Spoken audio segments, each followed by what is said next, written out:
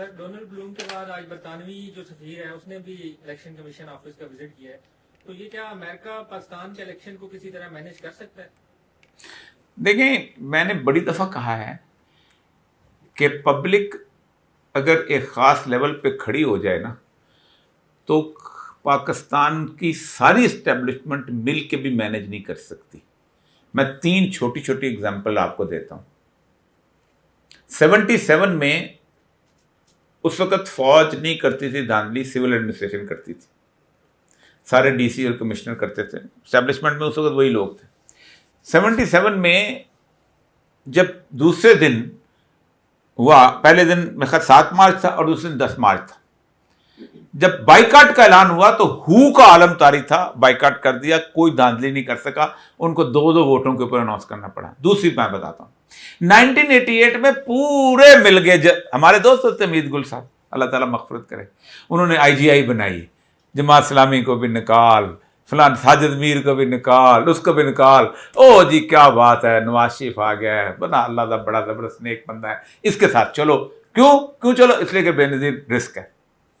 پوری قوت استعمال کی اسٹیبلشمنٹ کی. کتنے ووٹ لیے؟ 51. بے نظیر کے کتنے تھے؟ 82. ذلت میں شکست کھائی. دوسری دفعہ 99 میں مشرف آیا، پورے پاکستان میں نیب کے کیسز بنائے گئے، اس کو پکڑا، اس کو پکڑا، اس کو یہ کیا، یہ سارا کچھ کرنے کے بعد آپ اندازہ کریں at the end of the day جب ظفر اللہ جمالی کی گورنمنٹ بنانے پہ آئے تو 13 ووٹ کم، 12 ووٹ بے نظیر نے تحفے میں دیے، رائے سکندر کا اور وہ سارا کچھ فیصل صالح حیات کا. پھر بھی ووٹ کم. ایک امریکہ کو منتیں کی کہ یہ سپاہی صاحبہ سے چیز اٹھاؤ، اعظم طارق کا ووٹ لے کے اس کو ظفر جمالی کو وزیر. تو ڈیوڈ بلوم گھوم رہا ہے اور وہ چاہتے یہی ہیں پاکستان کے اندر کہ پاکستان میں کوئی ڈیموکریٹک پروسیس نہ چلے، الیکشن کمیشن اس کو آگے پیچھے گھماتا رہے، لوگوں کے اندر ایک انسرجنسی پیدا ہو، لوگوں کے اندر بدامنی پیدا ہو. ظاہر بات ہے گوادر میں بدامنی ہوگی، گلگت میں بدامنی ہوگی تو نقصان کس کا ہوگا؟ چین کا، پاکستان کا نہیں. سی پیک خطرے میں پڑ جائے گا. یہی اس کا مقصد ہے، یہی پاکستان میں وہ چاہتے ہیں. اسی لیے سارے کے سارے چلتے.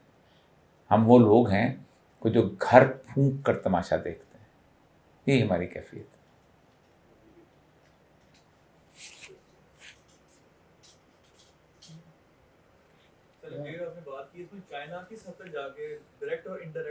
میں نے سے بڑی تفصیلی ایک ویلاگ بنا چکا ہوں اس کے اوپر کہ چائنا انٹروین کرے گا، اور رسول اکرم صلی اللہ علیہ وسلم کی حدیث بڑی زبردست. دیکھیں امریکہ براہ راست نہیں آئے گا. مشرف کو انہوں نے یہ نہیں کہا تھا کہ ہم تمہیں کوٹ لگائیں گے، انہوں نے کہا تھا ہم انڈیا سے تمہیں کوٹ لگائیں گے.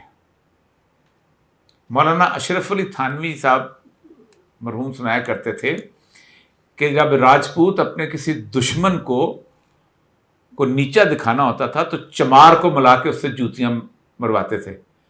ہمیں بھی انڈیا سے جوتیاں مروانے کا پروگرام تھا ان کا. ابھی بھی وہ یہی کریں گے کہ انڈیا کو کہیں گے انٹروین کرو. اور رسول اکرم نے فرمایا خراب السندھ من الہند خراب الہند من الصین.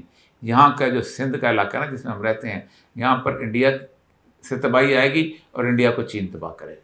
بنیادی طور پر وہ کیفیت کے جو اس نے کہا، بکرے کو دیکھا، بھیڑیے نے بکرے کے بچے کو دیکھا، اس نے کہا تم پانی گندا کر رہے ہو. اس نے کہا جناب میں تو نیچے ہوں، آپ اوپر ہیں، پانی کیسے گندا کر سکتا ہوں؟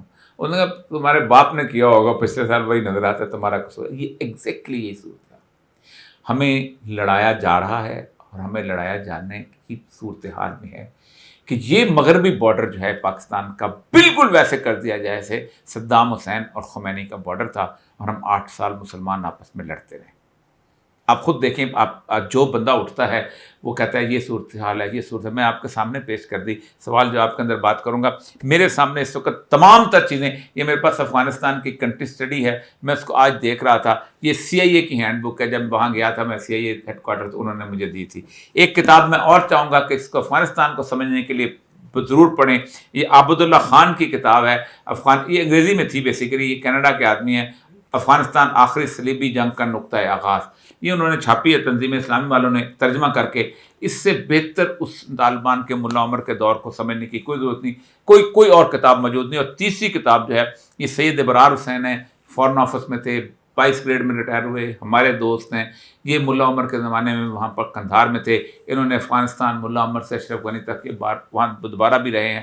میں کوشش بھی کروں گا کہ ان کا انٹرویو بھی کیا جائے. یہ تینوں کتابوں کو اگر آپ سمجھ لیتے ہیں, پڑھ لیتے ہیں, تو آپ کو اندازہ ہو جائے گا کہ افغانوں سے لڑائی لڑنے کا مقصد بنیادی طور پر صرف یہ ہے کہ اس خطے میں ہندوستان کو ہیجمنی دی جائے, اور ہندوستان نہیں بلکہ عالمی فورسز کو موقع دیا جائے کہ پاکستان جو ہے اس کو فرجائل رکھا جائے. ورنہ آپ سوچیں کہ افغانستان وہ واحد ملک ہے جس نے آپ کو اس وقت الاؤ کیا ہوا ہے کہ آپ اس کی کرنسی میں اپنا ٹریڈ کر سکتے ہیں. ایک اور بڑی مزدار بات بتاؤں, کہتے ہیں جی پاکستان سے افغانستان ڈالر سمگل ہو رہا ہے. یعنی بیوقوف کا بچہ پاکستان سے مہنگا خریدتا ہے اور افغانستان میں جا کے سستا بیچتا ہے. یہ 4-5 بیوقوف مجھے بھی ملا دو یار. کیسے ہو کیا رہا ہے؟ بڑی تلخ بات بتا رہا ہوں میں.